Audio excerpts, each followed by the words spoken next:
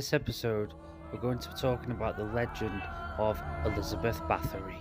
So before I indulge into the more popular happenings of Elizabeth Bathory and what most of us think of Elizabeth Bathory today when we hear her name, I'm just going to have a brief little history in her bio.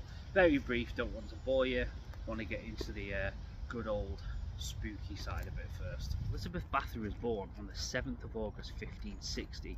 She had a very wealthy upbringing. She was well educated. Her family owned a lot of land within the Hungarian Empire, now known as Slovakia. And there are rumours that her parents taught her to be cruel or to be tough. Another interesting point is that when she was young, she had seizures, which we know as epilepsy. Now back then, one of the alleged, not cures, but something that could stop or ease seizures, was to put another person's blood on the lips of this person that was suffering from these seizures, which I find is quite interesting now in what we know now about Elizabeth Bathory. When she was a child, she had blood of another person rubbed on her lips to try and prevent these seizures. Elizabeth Bathory actually had a child when she was very young. On the 8th of April 1575, Bathory was married. She was married to Count Ferenc Nodesty. Now this was a political marriage, however, combined they now had ownership of the lands of Transylvania and the Hungarian Empire, now known as Slovakia. Bathory's wedding gift was a castle Kachis or Kashtis, depending on how you want to pronounce it. This will later become the castle that she lived the rest of her life in and died in. So Bathory and her husband had 9 children. Now her husband later on unfortunately was to pass away, and now the disease he died from is still unknown. However, this then left Bathory widowed, in which she then spent the rest of her life at the castle that she was given in gift as a wedding gift, Castle Kachis or Kachis, no matter how you want to pronounce it. I'm sure I'll get corrected in the comments. She lived the rest of her life in that castle. Now we've indulged in a short bio and history of Elizabeth Bathory, let's get into what we all know Elizabeth Bathory for today. Between 1602 and 1604, there were many rumours of Bathory's alleged atrocities. Now, it got to the point where the families that were sending their young daughters to work for Bathory to become servants were getting worried, and families that hadn't sent their daughters up there for work got very protective, and everyone knew to stay away from that castle based on the rumours. It became common knowledge to stay away from Bathory's castle based on the rumours of all these young women that were disappearing. They would go up there for work to be servants and they would never return home. Now the Palatine of Hungary started to investigate these rumours of Bathory's atrocities, of these women going missing, to see if he could get any witnesses. Now at first he managed to gather 52 witnesses that either witnessed the crimes itself or wounds or injuries on servants' bodies that fell in line with the rumours of what Bathory was actually doing to these poor servants. So he managed to gather 52 witnesses.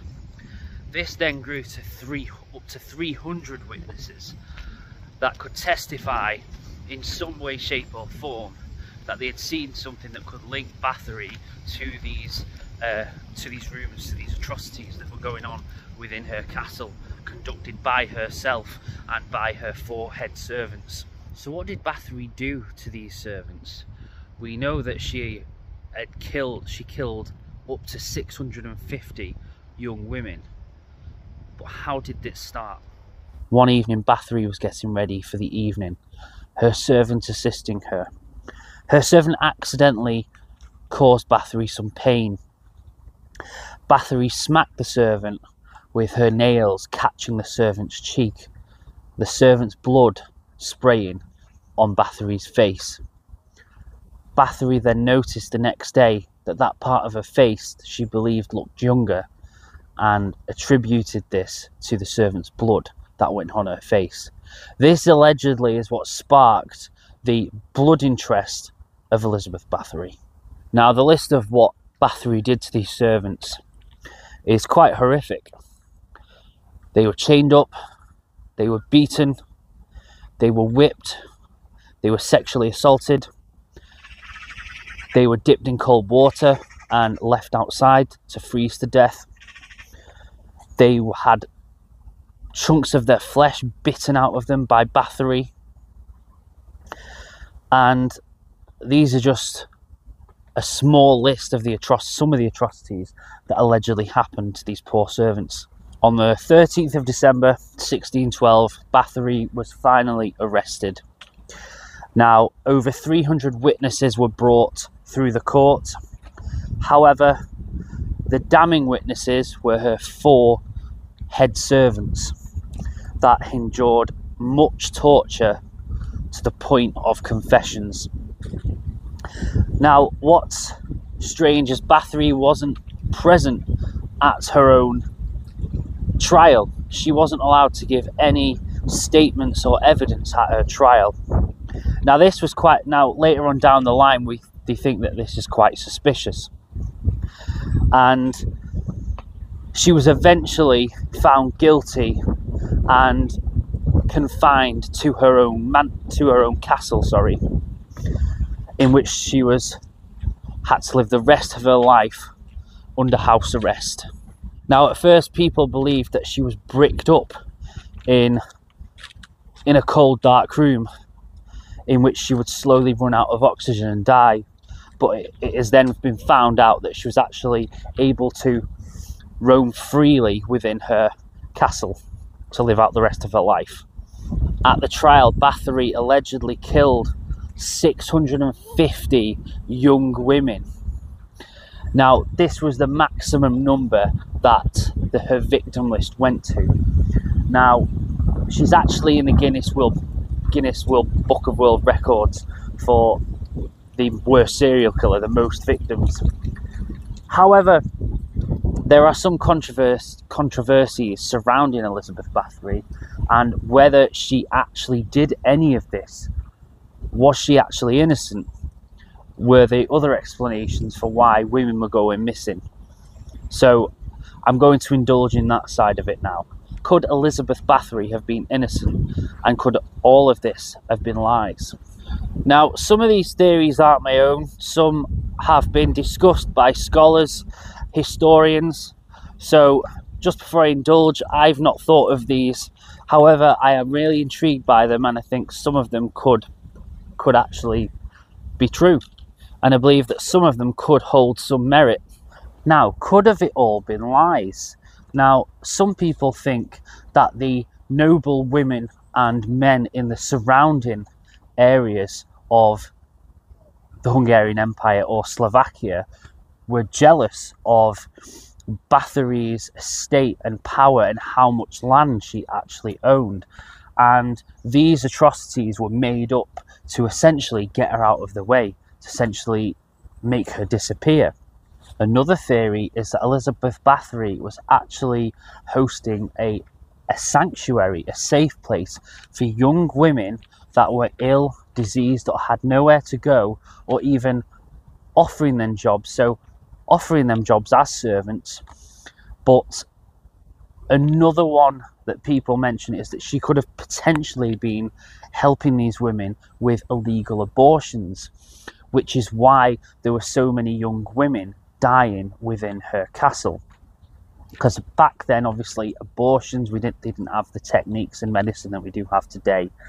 So that's quite an interesting theory, that she was actually helping these women, and unfortunately a lot of them died under her castle, but she was actually trying to do them good rather than wrong. Now, something else that people still talk about is that Elizabeth Bathory may have been bisexual. Now, a lot of people believe that she was bisexual, even if she was when she was committing these atrocities to these young women. However, when we talk about that she might have actually been hosting a sanctuary to help these women, some people still believe that she may have been bisexual, even if she wasn't intentionally causing them harm. Now, I find this really interesting, and a lot of historians and people that have studied Elizabeth Bathory for a long time believe that this bisexuality may have grown, so her lust towards women, whether she intended harm or not, after her husband died, this lust for women may have grew, and she may have actually had relations with women within her castle. Now, we all know Elizabeth Bathory for her bloodlust, and she has a massive connection with vampires. She bathed in the blood of her young female victims. She tortured them, she killed them. She believed that their blood could make her look young forever. Now, this has influenced so many fictional characters and has inspired many metal songs and even concept albums throughout the metal community. However, we know a lot of people adapt the image of Bathory as a real life, a human vampire countess who had an actual bloodlust and murdered over 650 young women.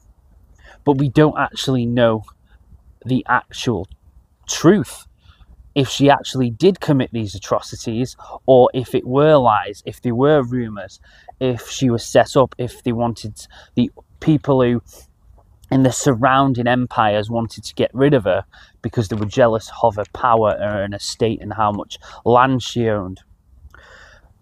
Or was it a misunderstanding? Was she actually trying to help these women and she was hosting a sanctuary and she was helping them have abortions? But unfortunately, back then there was probably hundreds of botched abortions in which the women were dying during these or after these abortions. Now, what do you believe? Either way, the legend of the Blood Countess Elizabeth Bathory will live on forever. So whether you think that she is the serial killer, the bloodlust serial killer, whether you think that the vampire element, obviously she wasn't a real vampire, but whether you believe that she had a legitimate bloodlust and that she thought that blood could make her look young forever, is that your thought? Or do you think that this could have all been a misunderstanding? Do you think that it was an over-exaggeration? Let me know in the comments. Elizabeth Bathory, was she the worst serial killer in history? Was she a psychopath who believed that blood of young women could make her look young forever? Or was she misunderstood? Was she actually trying to help these young women and host a sanctuary for poor or ill or women that had unwanted pregnancies and was helping them get abortions, which resulted into a lot of women dying unintentionally? Let me know in the comments. Elizabeth Bathory, what do you think? What do you think the truth is? Or what would you like to think the truth is? Anyway, as always, it's Jamie from Dinosaurs and Mysteries. I hope you've enjoyed this little video about Elizabeth Bathory. Let me know if you want to know if you want any other kind of historical videos that have an unknown or spooky factor to it in the comments. And as always, stay safe.